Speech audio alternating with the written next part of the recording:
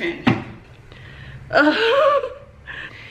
Give it 2 hours and I'm gonna be looking like a clown. So hopefully it looks okay for at least the interview part. And I have the spider bite on my, look, on my shiny forehead. Oh, am I shiny?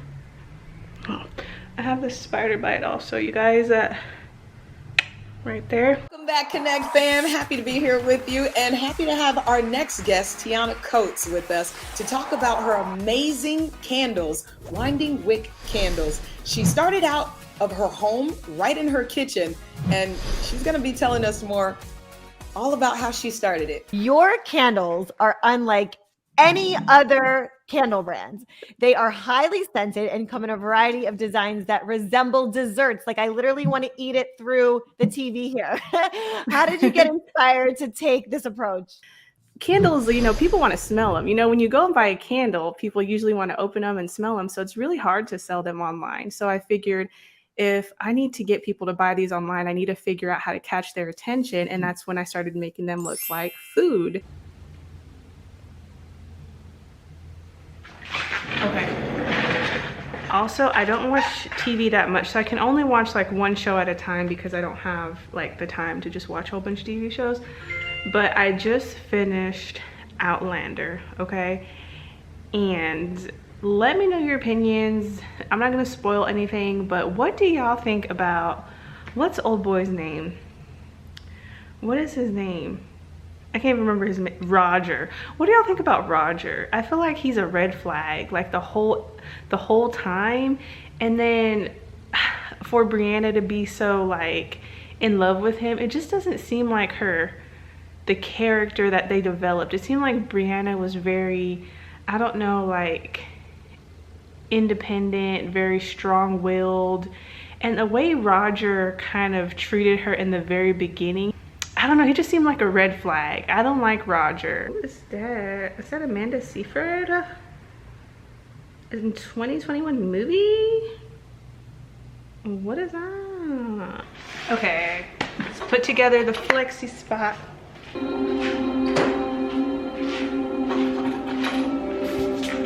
father can't keep his eyes open. Oh, I'm fine.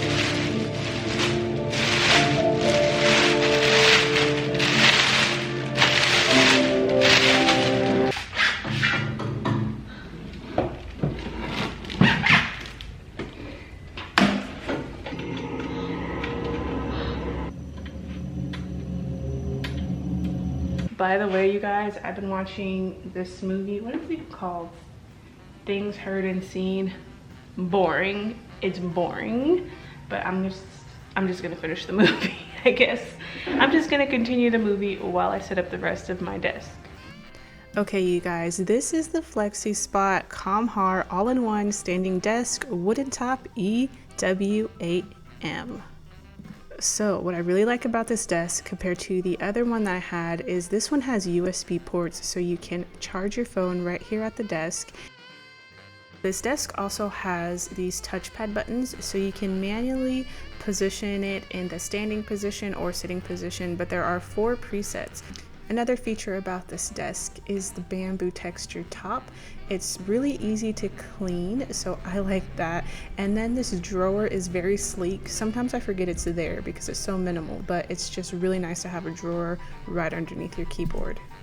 If you're interested in this sit stand desk by Flexi Spot, you can check the link down below to get more information. And thanks again, Flexi Spot.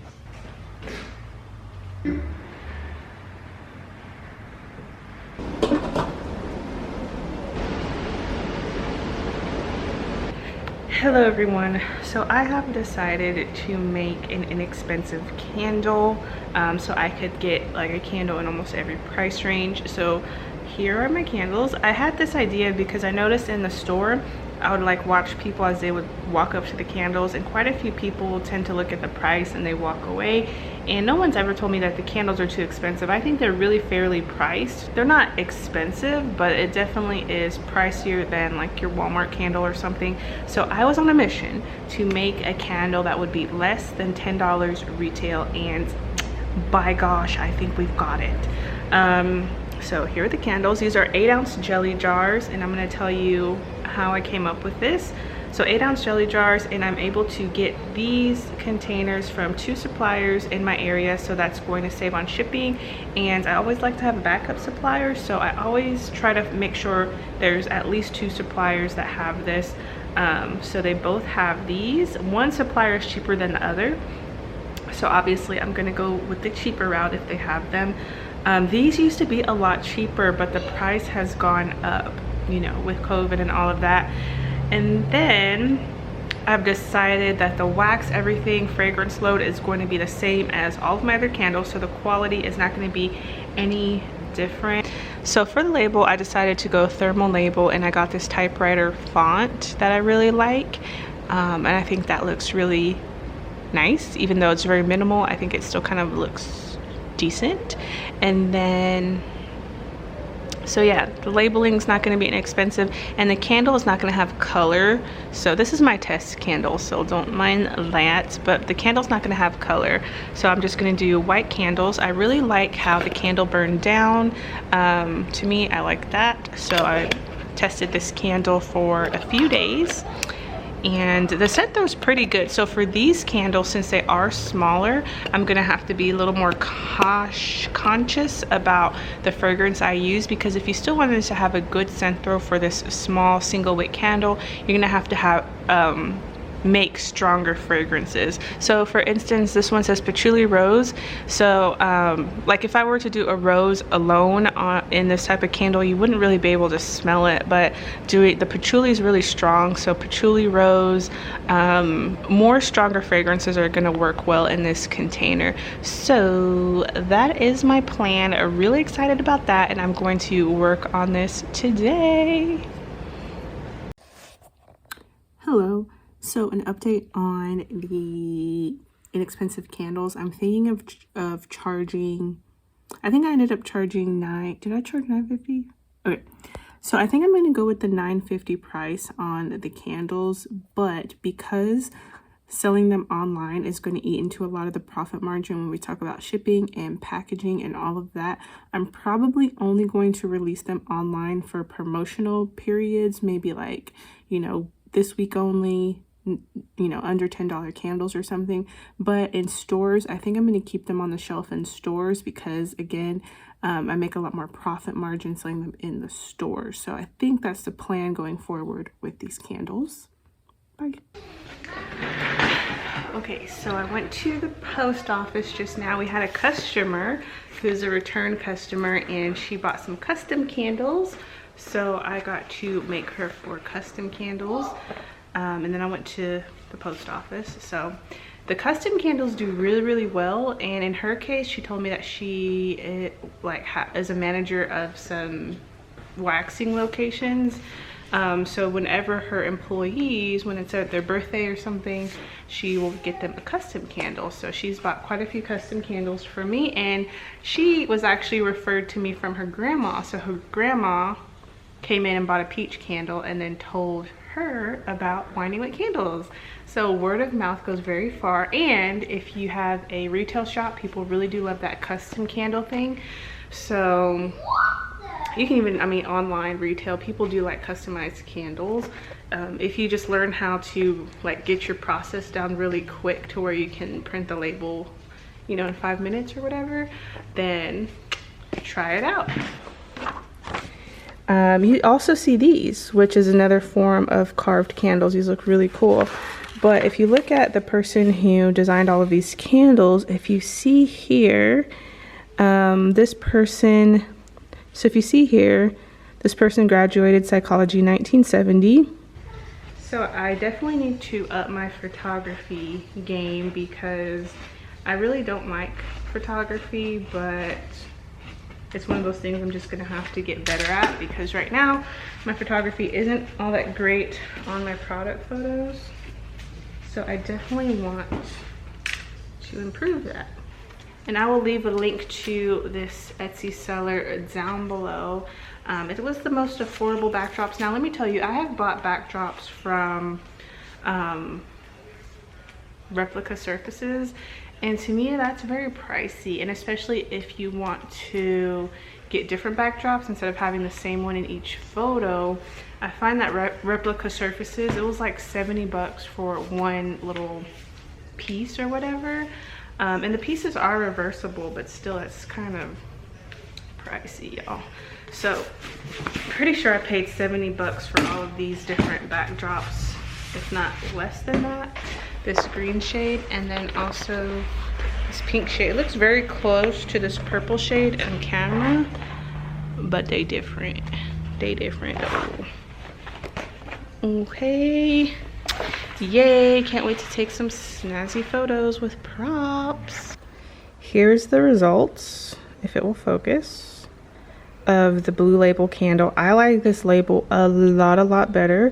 I'm going to test the container out to see if this thermal label will turn black or anything. And I just kind of played with the font a bit since it is a smaller label. I made the scent a little bit bigger and then kind of just played with the font. So same design, but I can clearly read this even though it's a small label, and I definitely like this better than this one. So the Blue Label, for some reason it just looks a little bit more trendier, I guess I would say. So we may move forward with this bad boy, and I may even photograph it today to kind of test out my new photo props. Okay, so this is kind of a setup, I guess. I'm not really good at product photography, so we're just gonna have to get into it and see what happens.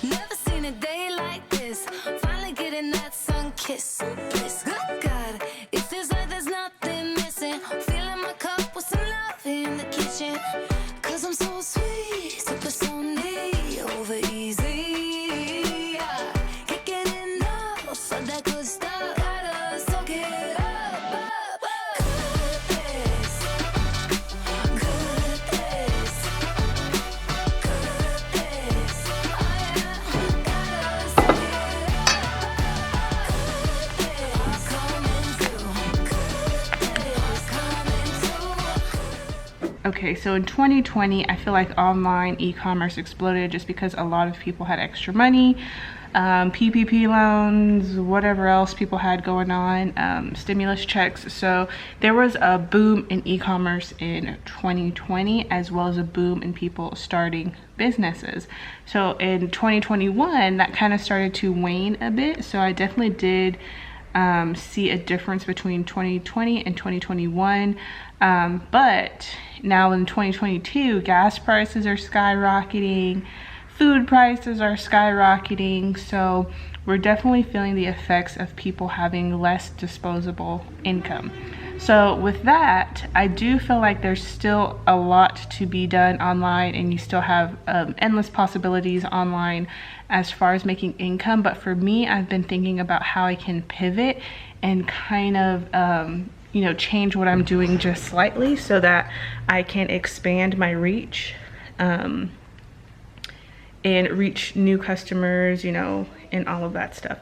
So a couple things that I have been thinking about is with the launch of these new products that I'm coming out with, like the book, and also Candlebiz Academy. Once the book is done, relaunching that, I feel like as far as the teaching side, I have a lot more that I've learned as far as candle making, because I've been experimenting with a lot of different candle making, carved candles, candle dipping, all sorts of different candle styles. I've been studying like books from the 1970s about candle making, which is kind of, let me tell y'all something. So from doing like research, I've learned that the 1970s was a big time for candle making. And I was reading a book earlier where they were talking about how that you could be like in a candle guild. I actually have it, let me show you. We can obviously tell that this magazine is from the 70s. It seems to be from that era, but look at the detail of these candles. Look at, like, I've seen carved candles before, but these look insane. Like, look at that one, right? And look at this one back here, the round one. So if you see here, this person graduated psychology in 1970, and they became a professional chandler. And if you look down, it says John is a journeyman member of Chandlers International, which I don't even know if that's still a thing. And you have to complete extensive requirements to become a master chandler in the guild. Interesting. But looking at books, especially from the 70s, I have learned that there are so many candle techniques that we don't do anymore. I have never seen some of these techniques before. Like in books that I've gotten previously, there's techniques in there that I'm learning for the first time. So it's almost as if like candle making was a very serious profession back then, and then maybe with, I don't know what happened along the lines, maybe trades, you know, crafting trades such as this became less and less lucrative, so less and less people did them. But definitely a lot of the techniques that people used to do have fallen off. And I saw dessert candles as far back as the 1970s as well, so I'm not sure when they were first invented, but I definitely did see in one of my books they were making ice cream shaped candles. So I found it very interesting. I don't know, it's just so interesting, the stuff that I've been learning. But anyways, back to my point, I have been learning a lot more about candle making and really just expanding the business with the storefront and all of that. I have learned so many things in the past year. So I have been thinking of pivoting my brand, not pivoting, but enhancing a side of my brand. So I've never really seen myself as kind of like this go-to person for candle making and all things like that, but I'm definitely kind of going to be stepping into that a little bit more because I feel like I've learned so much, and I really want to expand on the teaching part of my business. I've dabbled in it here and there with Candle Biz Academy. I do currently have a blog, but I'm not super serious about it. I just post on it every once in a while. But I came across a YouTuber, and her name is Sophia Lee, I believe, and she had a video about how she makes 70 grand per month in 2022 blogging. So blogging definitely isn't dead, and do I expect to make that much? No, but there's definitely a place for blogging still in this world. And I feel like with my Pinterest, like if I show you guys my Pinterest, and right now we have 11,000 monthly views, but I've gotten this number all the way up to 20,000 when I'm actually utilizing Pinterest. And I do have different boards on here, and I have experimented with Pinterest. I forgot what they call these now. They're not stories anymore. They're called idea pins. But if you look at some of my idea pins, they do quite well. This one didn't do that well, but I have experimented with idea pins on Pinterest. And you can see that every single one of these, even the one that didn't do well, people still pinned it onto their boards. I feel like the blog really is just going to serve as that kind of like bridge from Pinterest to the other products that I'm plan on selling. Yeah, that's kind of my plan right now for what I'm going to be doing. I'm really excited about the blog. So right now my blog is hosted on Kajabi, and it's kind of funny because even before I ran into that video by Sophia Lee, I had the idea to try to monetize my blog and take it a bit more seriously like 3 months ago. And so I went to try to put Google AdSense onto my blog, and it is almost impossible with Kajabi, so I'm going to have to do the self-hosted route with WordPress. I've had a blog in the past, and it's totally unrelated to candles, so I'm kind of familiar of how that works. So I'm going to try moving the blog over, and it's not going to be hard because my blog doesn't really get that much traffic, so I'm not really attached to this current blog that I have or anything. So I'm going to be moving that over. I'm really excited because I feel like I'm going to have a lot more freedom with how I design the blog. Yeah, and this is just a a place where I can start posting like my podcast and posting, you know, more blog posts and all things kind of related to candle business. So that's kind of the goal of where I'm going with all of this, but that's one way I'm trying to pivot and gain more of an audience that's not really dedicated to YouTube or Instagram. So what I really like about Pinterest is that you don't have to be like stuck just in one niche. You can have your different boards. So under Winding with Candles, I can have a board dedicated to, you know, my teaching information, a board dedicated to my candle business, and all sorts of stuff. So I'm definitely going to go back and take a look at the boards that I have right now and then kind of organize things and see how I can make everything just a little more, just update stuff, because right now I have like a ton of boards on Etsy or on Winding with Candles. Ooh, I have a board dedicated to a retail store, so that's another group that I can target. We can talk about starting a handmade candle business, so I can do a board about handmade business or retail store business. I could do a board about winding with candles, just, you know, so many options, you guys. But anyways, that's just one thing I have planned. Yeah.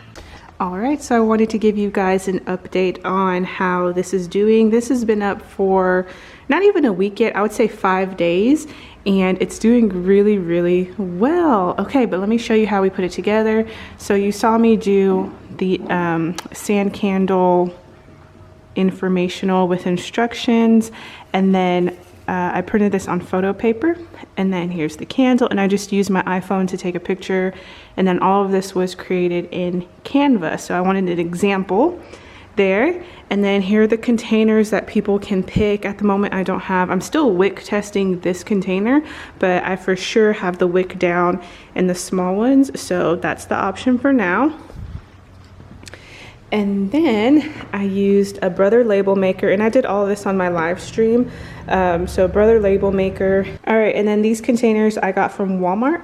They're 3-quart containers, and I fit 3 pounds in each container, which makes it really easy because it's easy to remember. So 3 pounds, 3 ounces in a 3-quart container. So when I go and teach, like maybe my person that I hired, which I didn't mention that, hold up. I didn't mention that. I hired a person for the weekend, and she is a candle assistant. So instead of a candle maker, she's going to be an assistant, which I think is a lot better at this point in time than teaching a candle maker, because I've learned that on average it takes me 3 months to teach someone how to make the candles. So what she does is she comes in on the weekend, and she is young, so I'm thinking, she mentioned that she's looking at colleges, so I'm not sure how long she's going to be around, but she's really good. So what she does is she preps containers. So she preps other little things that I need, putting wicks, putting labels. She knows how to do shipping by herself now. And yeah, so that's kind of what she does. She doesn't make any candles. She has made the embeds before. So I figured right now I get my embeds, most of them outsourced from somebody else. But if she's gonna be here watching the store anyway on the weekend, I think it would be smarter at this point to have her make the embeds because she's here anyway. And Sundays are really slow. So basically now I can take the weekends off or work from home on the weekends because she's comfortable running the store. She's been working for like 3 weeks.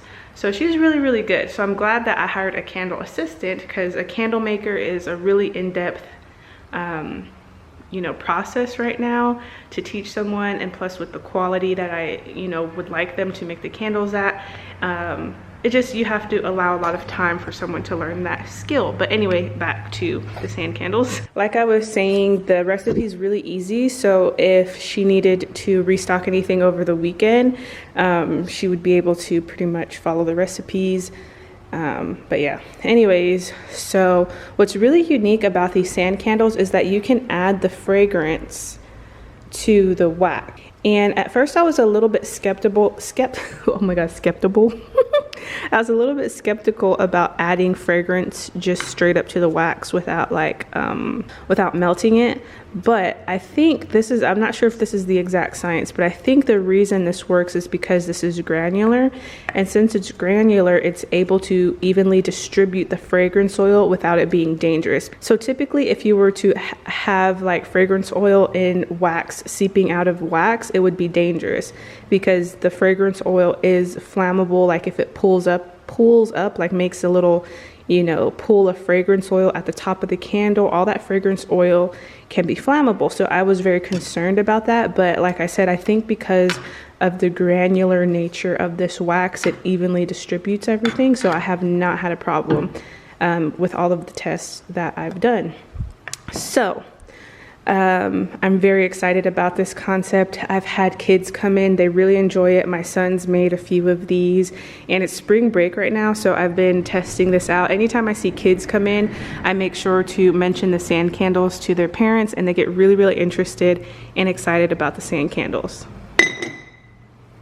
So I also decided to do metal scoops just because you don't want to do plastic or wood, because that's going to seep into that material and corrode plastic, and you'll never get the fragrance out of wood.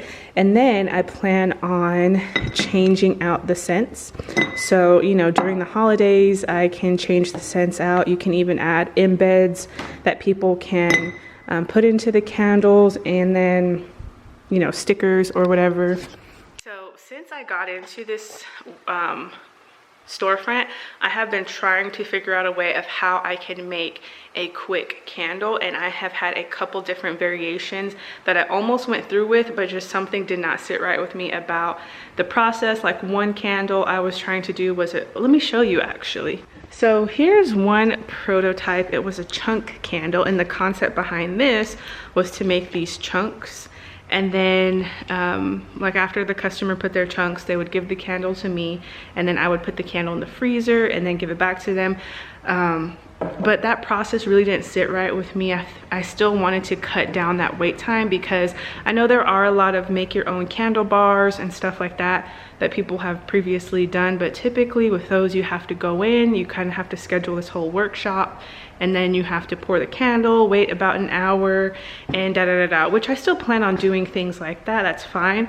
But I wanted a way for people to come into the store who didn't have an hour to wait. I wanted them to come in and have an experience and then walk out 10 minutes later with a candle. So finally, sand candles, yay! And the scent throw actually isn't that bad. It's not gonna be as nice of a scent throw as, you know, some of these candles, but I was expecting like 0 scent throw, but it's actually not that bad. If you were to put them in a bathroom or a small space, you can still smell the hot throw, which is really nice.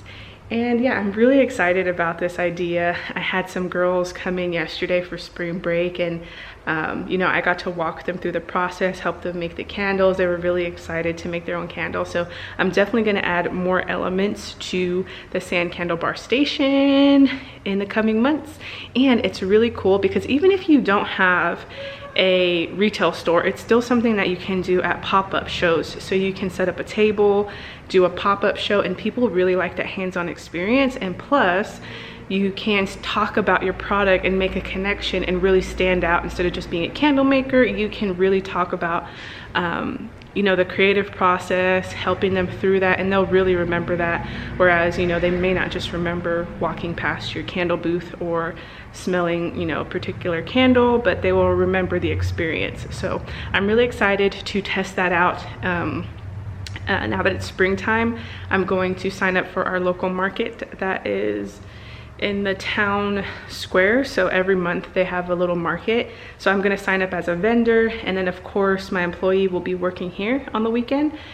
So then I could, you know, kind of have 2 places open at once, and I can have the sand candle experience over there and then guide people to shop here if they want to buy more candles. Also the, what is it? The 950 candles, I haven't advertised them yet to the town, but I do have people coming in and buying them, so they tend to, again, look around. So I had a lady earlier and she did look at the $23 candle and she was kind of browsing the $18 candles, and then eventually she did end up buying a $9.50 candle. So maybe she wasn't able to decide if she wanted to commit to a bigger candle, so she did come and buy the smaller candle, which is exactly what I was experiencing with customers. They would come in and kind of look and then they would walk out without buying anything. But once they see that, then they're like, okay, I can spend $9.50 on a candle, no problem. So that seems to be doing well at the moment. But anyways, I wanted to catch you guys up on everything that's been going on, and my arm hurts. Thank you guys for tuning in to this video. And don't forget to check out the Flexi Spot. If you're really interested in the Flexi Spot desk, check the link in my description. And thank you guys for tuning in. Bye.